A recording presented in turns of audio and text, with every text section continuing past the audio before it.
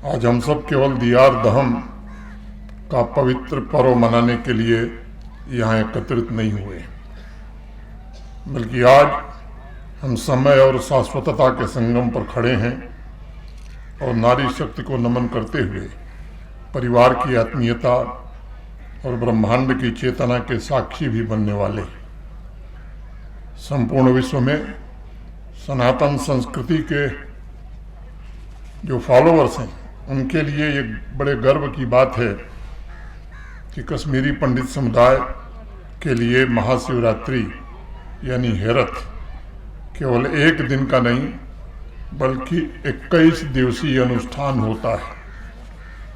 उसमें वटुक पूजा के अंतर्गत दियार दहन एक विशेष सामाजिक और आध्यात्मिक दिन है। इस दिन विवाहित बेटियां मायके में उपहार और शिवरात्रि सगुन प्राप्त करती हैं। इस शुभ अवसर पर मैं सभी बेटियों को शुभकामनाएं देता हूं, स्नेहिल आशीर्वाद भी देता हूं।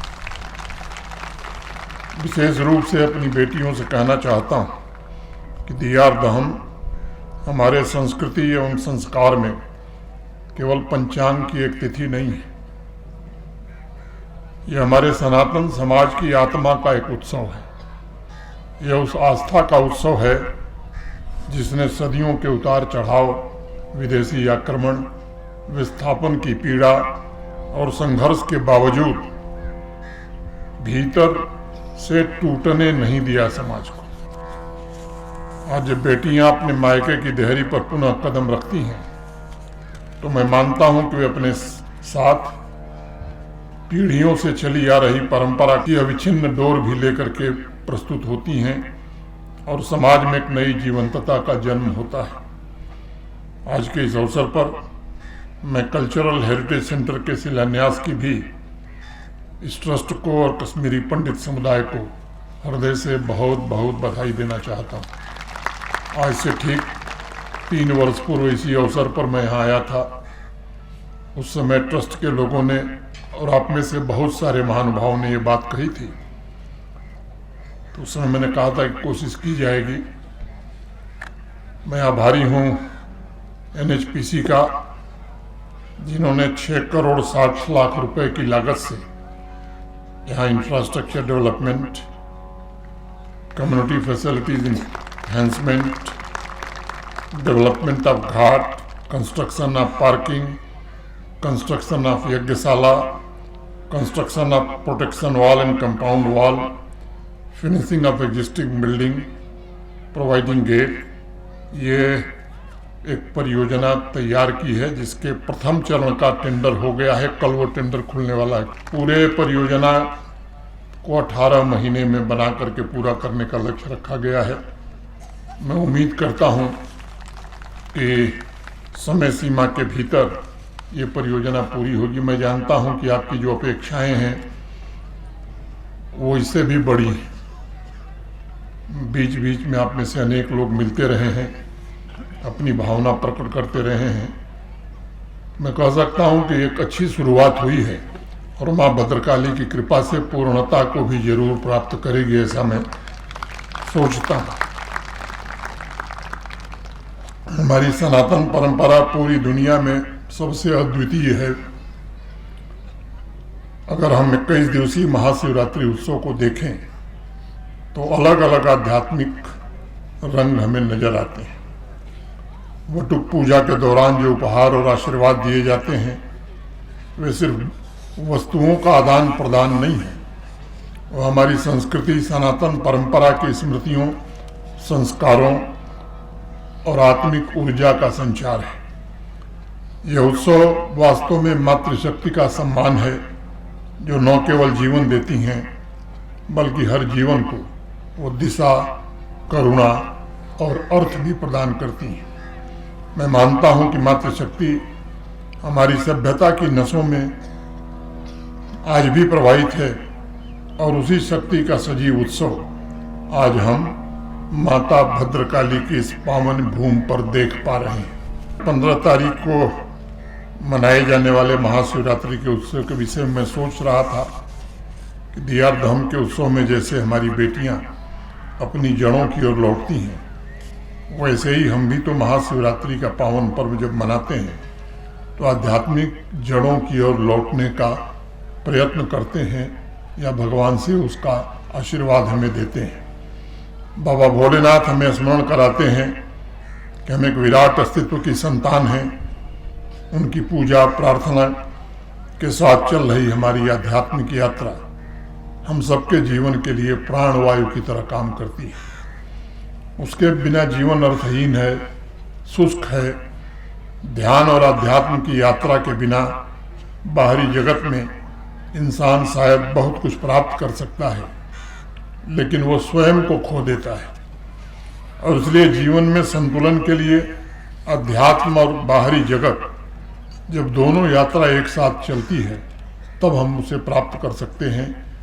मैं आज कश्मीरी पंडित समुदाय के प्रति अपनी गहरी कृतज्ञता भी व्यक्त करना चाहता हूँ। आपने सदियों तक जिस आध्यात्मिक धरोहर की रक्षा की है वो वास्तव में अनमोल है। इतिहास साक्षी है कि आपके सामने चुनौतियां बड़ी कठिन थीं। हमारे अपने प्रियजनों का बर्बर नरसंहार हुआ था। अपनी जड़ों से आपको कटना पड़ा, विषम परिस्थितियां झेलनी पड़ी, लेकिन कभी आपने अपनी आध्यात्मिक परंपराओं की लौ बुझने नहीं दिया। ये कोई सामान्य बात नहीं है।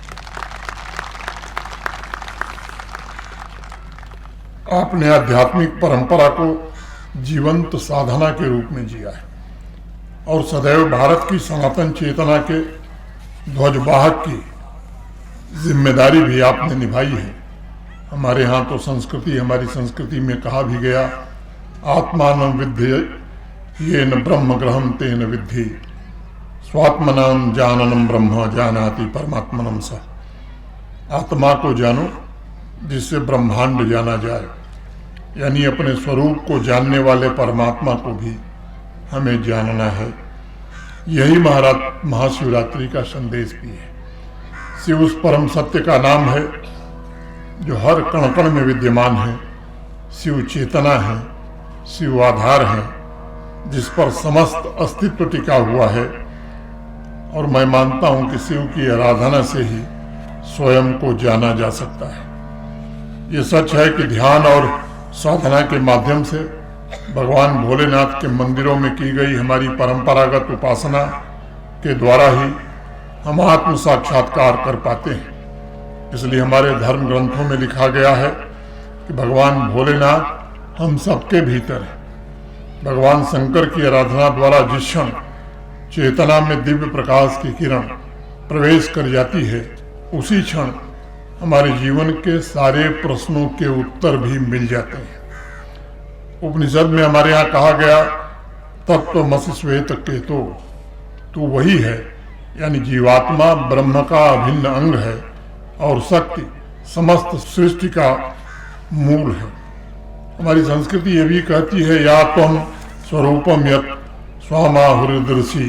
भगवान शिव और माँ पार्वती मिलकर शक्ति और पूर्णता के स्वरूप को हमारे सामने रखते हैं। और इसीलिए हमारे यहाँ कहा जाता है कि शिव और पार्वती का अर्धनारीश्वर स्वरूप मानव इतिहास का सबसे सुंदर आध्यात्मिक प्रतीक है। यह स्वरूप संपूर्ण मानव समाज को बताता है कि माता पार्वती के बिना भगवान शंकर बराबर अकेले हैं, अधूरे भी हैं। अपने स्वरूप के द्वारा हमें समग्रता यही सिखाते हैं। भगवान भोलेनाथ ही बताते हैं कि संतुलन ही सत्य है और इस संतुलन के लिए सच्ची उपासना का अर्थ है कि भक्त को आत्म खोज की अग्नि में कूदना होगा और उस अग्नि में मैं माने अहंकार का सबसे पहले होम करना होगा। आप सब जानते होंगे, सुना भी होगा, स्विट्जरलैंड के सर्न में सबसे बड़े भौतिकी अनुसंधान केंद्र में नटराज शिव की प्रतिमा स्थापित हुई है। वो केवल एक सजावट नहीं है, वह स्वीकारोक्ति का प्रतीक है कि आधुनिक विज्ञान भी उस सत्य की ओर झुक रहा है जिसे हमारे ऋषियों मुनियों ने, हमारे पूर्वजों ने हजारों वर्ष पहले भगवान शिव की आराधना द्वारा जाना था। कणों का जन्म हो या उनका विलय, ऊर्जा का निरंतर नृत्य यही तो शिव तांडव है। और साथियों, ये कोई कहानी नहीं है, बल्कि ब्रह्मांड की धड़कन है, जहाँ विज्ञान और अध्यात्म दोनों एक दूसरे से मिलते हैं। आज इस अवसर पर मैं निवेदन भी करना चाहूँगा कि हमारा जागरण समाज भारत के पुनर्जागरण का उत्सव मनाने के लिए अब तैयार रहे। 10,000 वर्षों से इस पवित्र भूमि ने आत्मिक उत्कर्ष की यात्रा की है। हमारे संतों, मनीषियों, महापुरुषों ने चेतना की पराकाष्ठा को छुआ है। भारत ने हमेशा सत्य की खोज को सर्वोपरि माना है। आज दुनिया एक से बढ़कर एक टेक्नोलॉजी में आगे जब निकल रही है, तब आवश्यकता इस बात की है कि हम दिलों से दिलों को भी जोड़ सकें। और रामचरितमानस में गोस्वामी तुलसीदास जी ने लिखा भी, राम राज्य का एक चरित्र न्यारा, जहां न काम क्रोध न विषमता बारा, सवनर करहि परस्पर प्रीति, चलहि स्वधर्म श्रुति नीति। अर्थात राम राज्य में काम, क्रोध और असमानता नहीं थी। सभी परस्पर प्रेम करते थे और धर्म की राह पर चलते थे। निजी तौर पर मेरा मत है कि आने वाले समय में इसी आदर्श के साथ भारत ही दुनिया को राम राज्य का रास्ता दिखा सकता है। और इसके लिए आवश्यक है कि समाज, और खासतौर से आपके समाज की युवा पीढ़ी, अपनी आध्यात्मिक ज्वाला और तकनीकी और वैज्ञानिक शक्ति को पहचाने, विकसित देशों से आगे निकलने के संकल्प के साथ काम करे।